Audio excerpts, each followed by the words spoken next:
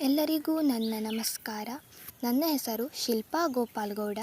ನಾನು KLE ಶಿಕ್ಷಣ ಮಹಾವಿದ್ಯಾಲಯ ಅಂಕೋಲಾದಲ್ಲಿ ಪ್ರಥಮ ವರ್ಷ ವ್ಯಾಸಂಗ ಮಾಡುತ್ತಿರುವ ವಿದ್ಯಾರ್ಥಿನಿ. ಇಂದು ನಾವು ಈ ಅವಧಿಯಲ್ಲಿ ಭೌತಶಾಸ್ತ್ರದ ಅಧ್ಯಾಯವಾದ ಬಲ ಮತ್ತು ನ್ಯೂಟನ್ನನೇ ಚಲನೆಯ ನಿಯಮಗಳ ಕುರಿತು ಅಧ್ಯಯನ ಮಾಡೋಣ.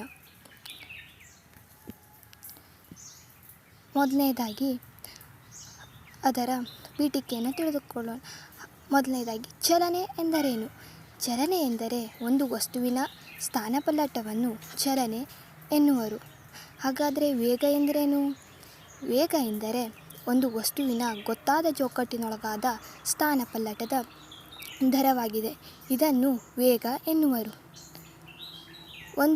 ಒಂದು ಕಾಯವು ಚಲಿಸಲು ಯಾವ ಭೌತ ಪರಿಮಾಣದ ಅಗತ್ಯವಿದೆ? ಬಲ ಪ್ರಯೋಗದ ಅಗತ್ಯವಿದೆ. ಬಲ ಪ್ರಯೋಗದಿಂದ ಮಾತ್ರ ಕಾಯಗಳ ಸ್ಥಾನಪಲ್ಲಟ ಸಾಧ್ಯ. ಹಾಗಾದರೆ ಇಂದಿನ ಈ ಅವಧಿಯಲ್ಲಿ ಬಲ ಮತ್ತು ನ್ಯೂಟನ್ನನ ಚಲನೆಯ ನಿಯಮಗಳ ಕುರಿತು ಅಧ್ಯಯನ ಮಾಡೋಣ. ಇದರಲ್ಲಿರುವ ಉಪಘಟಕಗಳೆಂದರೆ ಬಲ, ಸಂತುಲಿತ ಮತ್ತು ಅಸಂತುಲಿತ ಬಲಗಳು, ನ್ಯೂಟನ್ ಚಲನೆಯ ಮೊದಲನೆಯ ನಿಯಮ, ನ್ಯೂಟನ್ ಚಲನೆಯ ಎರಡನೆಯ ನಿಯಮ ಮತ್ತು ನ್ಯೂಟನ್ ಚಲನೆಯ ಮೂರನೆಯ ನಿಯಮ. ನಾವು ಹಿಂದಿನ ಅಧ್ಯಾಯದಲ್ಲಿ ಕಾಯಗಳ ಚಲನೆಯ ಬಗ್ಗೆ ತಿಳಿದಿದ್ದೀರಿ. ನಿಶ್ಚಲ ಸ್ಥಿತಿಯಲ್ಲಿರುವ ಒಂದು ಗೋಲಿಯನ್ನು ತಳ್ಳಿದರೆ ತಳ್ಳುವವರೆಗೂ ಅದು ಚಲಿಸುವುದಿಲ್ಲ. ಗೋಲಿ ಚಲಿಸುವಂತೆ ಮಾಡಲು ಹೊರಗಿನ ಭೌತ ಪರಿಮಾಣ ಅಗತ್ಯ. ಹಾಗೆಯೇ ಚಲಿಸುತ್ತಿರುವ ಗೋಲಿಯನ್ನು ಸಹ ನಿಲ್ಲಿಸಬಹುದು. ವೇಗವಾಗಿ ಚಲಿಸುತ್ತಿರುವ ಬಸ್ಸನ್ನು ನಿಧಾನವಾಗಿ ಚಲಿಸುವಂತೆ ಮಾಡಬಹುದು. ವಾಹನಗಳ ವೇಗವನ್ನು ಬೇಕಾದ ಹಾಗೆ ಬದಲಿಸಬಹುದು. ಈಗ ಇಲ್ಲಿ ಹೇಳುತ್ತಿರುವ ಭೌತ ಪರಿಮಾಣವೇ ಬಲ. ನಾವು ಬಲ ಎಂಬ ಪದವನ್ನು ದಿನನಿತ್ಯ ಜೀವನದಲ್ಲಿ ಬೇರೆ ಬೇರೆ ಸಂದರ್ಭಗಳಲ್ಲಿ ಬಳಸುತ್ತೇವೆ. ಈ ಕೆಳಗಿನ ಹೇಳಿಕೆಗಳನ್ನು ಪರಿಗಣಿಸೋಣ. ಬ್ಯಾಟ್ಸ್ಮನ್ ಹೆಚ್ಚು ಬಲ ಪ್ರಯೋಗಿಸಿ ಚೆಂಡನ್ನು ಹೊಡೆದಿದ್ದರೆ ಅದು ಸಿಕ್ಸರ್ ಆಗುತ್ತಿತ್ತು. ಹಾಗೆಯೇ ಫುಟ್ಬಾಲ್ ಆಟಗಾರನು ಹೆಚ್ಚು ಬಲ ಪ್ರಯೋಗಿಸಿ ಚೆಂಡನ್ನು ಒದೆದಿದ್ದರೆ ಅವನು ಗೋಲನ್ನು ಗಳಿಸುತ್ತಿದ್ದ. ಈ ಎರಡೂ ಉದಾಹರಣೆಗಳು ಬಲದ ಪ್ರಮಾಣದ ಬಗ್ಗೆ ಹೇಳಲಾಗಿದೆ. ಹಾಗಾದರೆ ಬಲ ಎಂದರೇನು? ಬಲ ಎಂದರೆ ಕಾಯಗಳ ಚಲನೆಯ ಸ್ಥಿತಿಯನ್ನು ಅಥವಾ ನಿಶ್ಚಲ ಸ್ಥಿತಿಯನ್ನು ಬದಲಿಸುವ ಮತ್ತು ಕಾಯಗಳ ವೇಗವನ್ನು ಬದಲಿಸುವ ಭೌತ ಪರಿಮಾಣವೇ ಬಲ. ಬಲವಾದ ಏಕಮಾನ ನ್ಯೂಟನ್ ಆಗಿದೆ. ಇದನ್ನು N ಸಂಕೇತದಿಂದ ಸೂಚಿಸಲಾಗುವುದು. ಕಾಂತೀಯ ಬಲಕ್ಕೆ ಉದಾಹರಣೆಗಳು: ಕಾಂತೀಯ ಬಲ, ಗುರುತ್ವಾಕರ್ಷಣ ಬಲ, ಅನ್ವಯಿಕ ಬಲ, ಘರ್ಷಣಾ ಬಲ ಮುಂತಾದವುಗಳು ಬಲಕ್ಕೆ ಉದಾಹರಣೆಗಳು. ಉದಾಹರಣೆಗೆ, ಒಂದು ರಬ್ಬರ್ ಚೆಂಡನ್ನು ತೆಗೆದುಕೊಳ್ಳಿ. ಅದನ್ನು ನಿಮ್ಮ ಎರಡೂ ಅಂಗೈಗಳಿಂದ ಒತ್ತಿ. ನೀವು ಪ್ರಯೋಗಿಸಿದ ಬಲದಿಂದ ಚೆಂಡಿನ ಆಕಾರ ಬದಲಾಗುವುದನ್ನು ಗಮನಿಸಿ. ಅದೇ ರೀತಿ ಲೆದರ್ ಕ್ರಿಕೆಟ್ ಚೆಂಡನ್ನು ತೆಗೆದುಕೊಂಡು ನಿಮ್ಮ ಅಂಗೈಗಳಿಂದ ಒತ್ತಿ. ನಿಮಗೆ ಯಾವುದೇ ಬದಲಾವಣೆ ಕಾಣುವುದಿಲ್ಲ. ಏಕೆ? ಒಂದು ಕಾಯದ ಮೇಲೆ ಪ್ರಯೋಗಿಸಿದ ಬಲವು ಕಾಯದ ವೇಗವನ್ನು ಬದಲಿಸಬಲ್ಲದು ಹಾಗೂ ಕಾಯದ ಆಕಾರವನ್ನು ಬದಲಿಸಬಲ್ಲದು. ಕಾಯದ ಮೇಲೆ ಪ್ರಯೋಗಿಸಿದ ಬಲವು ಕಾಯದ ವೇಗ ಮತ್ತು ಆಕಾರವನ್ನು ಬದಲಿಸುತ್ತದೆ ಎಂದು ತಿಳಿಯಬಹುದು. ಇದರಿಂದ ಬಲಗಳಲ್ಲಿ ಎರಡು ವಿಧ. ಮೊದಲನೇದಾಗಿ ಸಂತುಲಿತ ಬಲ, ಎರಡನೇದು ಅಸಂತುಲಿತ ಬಲ. ಸಂತುಲಿತ ಬಲ: ಒಂದು ಕಾಯದ ಮೇಲೆ ಎರಡು ಅಥವಾ ಹೆಚ್ಚಿನ ಬಲಗಳು ವರ್ತಿಸುತ್ತಿದ್ದು ಕಾಯವನ್ನು ಸಮತೋಲನ ಸ್ಥಿತಿಯಲ್ಲಿರಿಸಿದರೆ ಆಗ ಆ ಬಲವನ್ನು ಸಂತುಲಿತ ಬಲ ಎನ್ನುವರು. ಅಸಂತುಲಿತ ಬಲ: ಒಂದು ಕಾಯದ ಮೇಲೆ ಎರಡು ಅಥವಾ ಹೆಚ್ಚಿನ ಬಲಗಳು ವರ್ತಿಸುತ್ತಿದ್ದು ಕಾಯವು ಚಲಿಸುವ ವೇಗವನ್ನು ಅಥವಾ ಚಲಿಸುವ ದಿಕ್ಕನ್ನು ಬದಲಿಸಿದರೆ ಆ ಬಲವನ್ನು ಅಸಂತುಲಿತ ಬಲ ಎನ್ನುವರು. ಉದಾಹರಣೆಗೆ, ಹಗ್ಗ ಎಳೆಯುವ ಆಟದಲ್ಲಿ ಎರಡೂ ತಂಡದವರು ಸಮಬಲದಿಂದ ಹಗ್ಗವನ್ನು ಎಳೆದಾಗ ಹಗ್ಗ ಮತ್ತು ಎರಡೂ ತಂಡದವರು ನಿಂತಲ್ಲಿಯೇ ಇರುತ್ತಾರೆ. ಒಂದು ತಂಡದವರು ಹಗ್ಗವನ್ನು ಜೋರಾಗಿ ಎಳೆದರೆ ಏನಾಗುತ್ತದೆ? ಈ ಸಂದರ್ಭದಲ್ಲಿ ಅಸಂತುಲಿತ ಬಲವು ಸೂಚಿಸುತ್ತದೆ. ಹಾಗೆಯೇ ಹಗ್ಗ ಎಳೆಯುವ ಆಟದಲ್ಲಿ ಎರಡೂ ತಂಡದವರು ಸಮಬಲದಿಂದ ವರ್ತಿಸಿದರೆ ಅದು ಸಂತುಲಿತ ಬಲವನ್ನು ಸೂಚಿಸುತ್ತದೆ. ಈ ಉದಾಹರಣೆಯು ಬಲ ಅಸಂತುಲಿತ ಮತ್ತು ಸಂತುಲಿತ ಬಲಕ್ಕೆ ಉದಾಹರಣೆಯಾಗಿದೆ. ಘರ್ಷಣಾ ಬಲ: ಪರಸ್ಪರ ಸಂಪರ್ಕದಲ್ಲಿರುವ ಎರಡು ಮೇಲ್ಮೈಗಳ ನಡುವಿನ ಚಲನೆಯನ್ನು ವಿರೋಧಿಸುವ ಬಲವೇ ಘರ್ಷಣ ಬಲ. ಉದಾಹರಣೆಗೆ, ಒಂದು ಗೋಲಿಯನ್ನು ನೀವು ತಳ್ಳಿದಾಗ ಅದು ಚಲಿಸಿ ನಂತರ ನಿಧಾನವಾಗಿ ಕೊನೆಗೆ ನಿಲ್ಲುತ್ತದೆ. ಈ ಸಂದರ್ಭದಲ್ಲಿ ಗೋಲಿ ಮತ್ತು ಗೋಲಿ ಚಲಿಸುತ್ತಿರುವ ಮೇಲ್ಮೈ ನಡುವಿನ ಘರ್ಷಣಾ ಬಲವು ಗೋಲಿಯು ನಿಲ್ಲುವಂತೆ ಮಾಡುತ್ತದೆ. ಇಲ್ಲಿ ಘರ್ಷಣಾ ಬಲವಿಲ್ಲದಿದ್ದರೆ ಗೋಲಿಯು ತನ್ನ ಚಲನೆಯ ಸ್ಥಿತಿಯಲ್ಲಿಯೇ ಮುಂದುವರಿಯುತ್ತಿತ್ತು. ಇವರೇ ಸರ್ ಐಸಾಕ್ ನ್ಯೂಟನ್. ಇವರು ಒಬ್ಬ ಭೌತಶಾಸ್ತ್ರಜ್ಞ, ಗಣಿತಜ್ಞ ಹಾಗೂ ಖಗೋಳಶಾಸ್ತ್ರಜ್ಞ ಮತ್ತು ತತ್ವಜ್ಞಾನಿ. ಇವರು ಭೌತಶಾಸ್ತ್ರದಲ್ಲಿ ಚಲನೆಗೆ ಸಂಬಂಧಿಸಿದ 3 ನಿಯಮಗಳನ್ನು ನೀಡಿದ್ದಾರೆ. ಅವುಗಳನ್ನು ಈಗ ಒಂದೊಂದಾಗಿ ನೋಡೋಣ. ಮೊದಲನೆಯದಾಗಿ ಜಡತ್ವದ ಬಗ್ಗೆ ನ್ಯೂಟನ್ ಚಲನೆಯ ಮೊದಲನೇ ನಿಯಮ.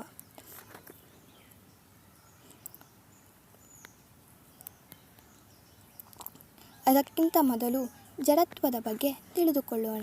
ಹಾಗಾದರೆ ಜಡತ್ವ ಎಂದರೇನು? ತನ್ನ ಮೇಲೆ ಬಲಪ್ರಯೋಗವಾಗದ ಹೊರತು ನಿಶ್ಚಲ ಅಥವಾ ಚಲನೆಯ ಸ್ಥಿತಿಯಲ್ಲಿಯೇ ಮುಂದುವರಿಯುವ ಕಾಯದ ಪ್ರವೃತ್ತಿಗೆ ಜಡತ್ವ ಎನ್ನುವರು. ಉದಾಹರಣೆಗೆ, ನಾವು ಬಸ್ಸಿನಲ್ಲಿ ಚಲಿಸುತ್ತಿರುವಾಗ ತಕ್ಷಣ ಬ್ರೇಕ್ ಹಾಕಿದರೆ ನಾವು ಮುಂದಕ್ಕೆ ಬಾಗುತ್ತೀರಿ. ಹಾಗೆಯೇ ನಿಶ್ಚಲ ಸ್ಥಿತಿಯಲ್ಲಿರುವ ಬಸ್ಸಿನಲ್ಲಿ ನಾವು ಕುಳಿತಾಗ ಬಸ್ಸು ಹೊರಟರೆ ಹಿಂದಕ್ಕೆ ಬಾಗುತ್ತೇವೆ. ಈ ಅನುಭವ ನಮಗೆ ಆಗಿರಬಹುದು. ಏಕೆ ಹೀಗಾಯಿತು? ಚಲಿಸುತ್ತಿರುವ ಬಸ್ಸಿನಲ್ಲಿ ನಾವು ಕುಳಿತಾಗ ಅದರ ಜೊತೆಯಲ್ಲಿ ನಮ್ಮ ದೇಹವು ಚಲಿಸುತ್ತಿರುತ್ತದೆ. ತಕ್ಷಣ ಬ್ರೇಕ್ ಹಾಕಿದಾಗ ಬಸ್ಸು ನಿಶ್ಚಲ ಸ್ಥಿತಿಗೆ ಬರುತ್ತದೆ.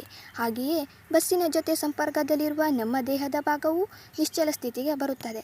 ಆದರೆ ಬಸ್ಸಿನ ಜೊತೆ ಸಂಪರ್ಕದಲ್ಲಿ ಇಲ್ಲದಿರುವ ದೇಹದ ಭಾಗವು ಬಸ್ಸು ನಿಶ್ಚಲ ಸ್ಥಿತಿಗೆ ಬರುವ ಮುನ್ನ ಇದ್ದ ಚಲನೆಯ ಸ್ಥಿತಿಯಲ್ಲಿಯೇ ಮುಂದುವರಿಯುವ ಪ್ರವೃತ್ತಿಯನ್ನು ಹೊಂದಿರುತ್ತದೆ.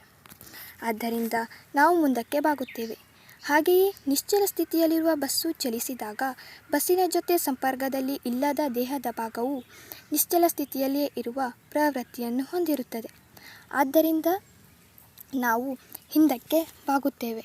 ಇದು ಜಡತ್ವದ ನಿಯಮವನ್ನು ಸೂಚಿಸುತ್ತದೆ. ಇದಾದ ನಂತರ ನ್ಯೂಟನ್ ಚಲನೆಯ ಮೊದಲನೇ ನಿಯಮದ ಹೇಳಿಕೆಯನ್ನು ನೋಡೋಣ. ಪ್ರತಿಯೊಂದು ಕಾಯವು ತನ್ನ ಮೇಲೆ ಬಲಪ್ರಯೋಗವಾಗದ ಹೊರತು ನಿಶ್ಚಲ ಸ್ಥಿತಿಯಲ್ಲಿರುವ ಕಾಯವು ನಿಶ್ಚಲ ಸ್ಥಿತಿಯಲ್ಲಿಯೇ ಮತ್ತು ಏಕರೂಪ ಚಲನೆಯ ಸ್ಥಿತಿಯಲ್ಲಿಯೇ ಮುಂದುವರಿಯುತ್ತದೆ. ಇದನ್ನು ನ್ಯೂಟನ್ ಚಲನೆಯ ಮೊದಲನೇ ನಿಯಮ ಎನ್ನುವರು. ನ್ಯೂಟನ್ ಚಲನೆಯ ಮೊದಲನೇ ನಿಯಮವನ್ನು ಗ್ಯಾಲಿಲಿಯೋ ಸಂಶೋಧನೆಯನ್ನು ಆಧರಿಸಿದೆ ಹಾಗೂ ಇದನ್ನು ಜಡತ್ವ ನಿಯಮ ಎಂದು ಕರೆಯುವರು. ಚಲನೆಯ ಮೊದಲನೇ ನಿಯಮವು ಹೀಗೆ ಹೇಳುತ್ತದೆ: ಯಾವುದೇ ಒಂದು ಕಾಯವನ್ನು ವೇಗೋತ್ಕರ್ಷಗೊಳಿಸಲು ಹೊರಗಿನ ಅಸಂತುಲಿತ ಬಲದ ಅವಶ್ಯಕತೆ ಇದೆ. ಹೀಗೆಂದರೆ, ಕಾಯದ ಚಲನೆಯ ಅಥವಾ ನಿಶ್ಚಲ ಸ್ಥಿತಿಯನ್ನು ಬದಲಿಸಬೇಕಾದರೆ ಹೊರಗಿನ ಅಸಂತುಲಿತ ಬಲವೊಂದು ಕಾಯದ ಮೇಲೆ ಪ್ರಯೋಗವಾಗಬೇಕು ಎಂದರ್ಥ. ಚಲನೆಯ ಸ್ಥಿತಿಯನ್ನು ಬದಲಾಯಿಸಲು ಇರುವ ರೋಧವು ಕಾಯದ ರಾಶಿಯ ಮೇಲೆ ಅವಲಂಬಿತವಾಗಿರುತ್ತದೆ. ಹಗುರವಾದ ಕಾಯಗಳು ವೇಗವನ್ನು ಬದಲಾಯಿಸುವವು. ಭಾರವಾದ ಕಾಯಗಳು ವೇಗವನ್ನು ಬದಲಾಯಿಸುವುದಕ್ಕಿಂತ ಸುಲಭ. ಭಾರವಾದ ಹೆಚ್ಚು ರಾಶಿಯುಳ್ಳ ಬೃಹತ್ ಕಾಯಗಳು ಹಗುರವಾದ ಕಾಯಗಳಿಗಿಂತ ಹೆಚ್ಚು ಜಡತ್ವವನ್ನು ಹೊಂದಿರುತ್ತದೆ. ಆದ್ದರಿಂದ ಕಾಯದ ರಾಶಿಯೇ ಜಡತ್ವದ ಅಳತೆ ಎಂದು ಹೇಳಬಹುದಾಗಿದೆ. ಉದಾಹರಣೆಗೆ, ಒಂದು ಗಾಜಿನ ಲೋಟ, ಹಳೆಯ ಗ್ರೀಟಿಂಗ್ ಕಾರ್ಡ್ ಅಥವಾ ಆಹ್ವಾನ ಪತ್ರದ ದಪ್ಪ ಚೌಕಾಕಾರದ ರಟ್ಟಿನ ಫಲಕ ಮತ್ತು ಒಂದು ನಾಣ್ಯ ಈ ಪ್ರಯೋಗಕ್ಕೆ ಬೇಕಾಗುತ್ತದೆ. ಗಾಜಿನ ಲೋಟದ ಮೇಲೆ ಚೌಕಾಕಾರದ ರಟ್ಟನ್ನಿಟ್ಟು ಅದರ ಮೇಲೆ ನಾಣ್ಯವನ್ನು ಇಡಿ. ಈಗ ರಟ್ಟಿನವನ್ನು ನಿಮ್ಮ ಬೆರಳಿನಲ್ಲಿ ತಳ್ಳಿ, ಆಗ ನಾಣ್ಯ ಲೋಟದೊಳಗೆ ಬೀಳುವುದು. ನ್ಯೂಟನ್ ಚಲನೆಯ ಎರಡನೇ ನಿಯಮ. ಒಂದು ಕಾಯಕ್ಕೆ ಅದರ ಮೇಲಿನ ಬಲಪ್ರಯೋಗದಿಂದ ನೀಡಿದ ವೇಗೋತ್ಕರ್ಷವು ಕಾಯದ ಮೇಲೆ ಪ್ರಯೋಗವಾದ ಬಲಕ್ಕೆ ನೇರ ಅನುಪಾತದಲ್ಲಿಯೂ ಮತ್ತು ಕಾಯದ ರಾಶಿಗೆ ವಿಲೋಮಾನುಪಾತದಲ್ಲಿಯೂ ಇರುತ್ತದೆ. ಇದನ್ನು ನ್ಯೂಟನ್ ಚಲನೆಯ ಮೊದಲನೇ ನಿಯಮ ಎನ್ನುವರು. ಗಣಿತೀಯವಾಗಿ F=ma ಯ ಸಾಧನೆ. ಉದಾಹರಣೆಗೆ, m ಎನ್ನುವುದು ಕಾಯದ ರಾಶಿಯಾಗಿರಲಿ. ಅದರ ಮೇಲೆ ಪ್ರಯೋಗವಾಗುತ್ತಿರುವ ಫಲಿತ ಬಲ ಎಫ್ ಆಗಿರಲಿ ಮತ್ತು ಕಾಯದ ವೇಗೋತ್ಕರ್ಷ ಎ ಆಗಿರಲಿ. ನ್ಯೂಟನ್ ಚಲನೆಯ ಎರಡನೇ ನಿಯಮದ ಪ್ರಕಾರ ಫಸ್ಟ್ ಪಾಯಿಂಟ್, ವೇಗೋತ್ಕರ್ಷವು ಕಾಯದ ಮೇಲೆ ಪ್ರಯೋಗವಾದ ದಿಕ್ಕಿನಲ್ಲಿ ಮತ್ತು ಪ್ರಯೋಗವಾದ ಬಲಕ್ಕೆ ನೇರ ಅನುಪಾತದಲ್ಲಿರುತ್ತದೆ. ಅಂದರೆ a is directly proportional to F. ಇದನ್ನು ಇಕ್ವೇಷನ್ 1 ಎಂದು ತೆಗೆದುಕೊಳ್ಳೋಣ. ಸೆಕೆಂಡ್ ಪಾಯಿಂಟ್, ವೇಗೋತ್ಕರ್ಷವು ಕಾಯದ ರಾಶಿಗೆ ವಿಲೋಮಾನುಪಾತದಲ್ಲಿರುತ್ತದೆ. ಅಂದರೆ a is inversely proportional to m. ಇದು ಇಕ್ವೇಷನ್ 2. 1 ಮತ್ತು 2 ರಿಂದ a directly proportional to f by m ಅಥವಾ a equal to k into f by m. ಇಲ್ಲಿ ಕೆ ಅನುಪಾತೀಯ ಸ್ಥಿರಾಂಕವಾಗಿದೆ. ಇಲ್ಲಿ ವೇಗೋತ್ಕರ್ಷ a is equal to 1 metre per second square ಮತ್ತು ರಾಶಿ m is equal to 1 kg ಆದಾಗ ಕೆಯ ಬೆಲೆ 1ಕ್ಕೆ ಸಮನಾಗಿರುತ್ತದೆ. ಆದ್ದರಿಂದ ನ್ಯೂಟನ್ ಚಲನೆಯ ಮೊದಲನೇ ನಿಯಮವು F is equal to m into a ಎಂದು ನಿರೂಪಿಸಬಹುದಾಗಿದೆ.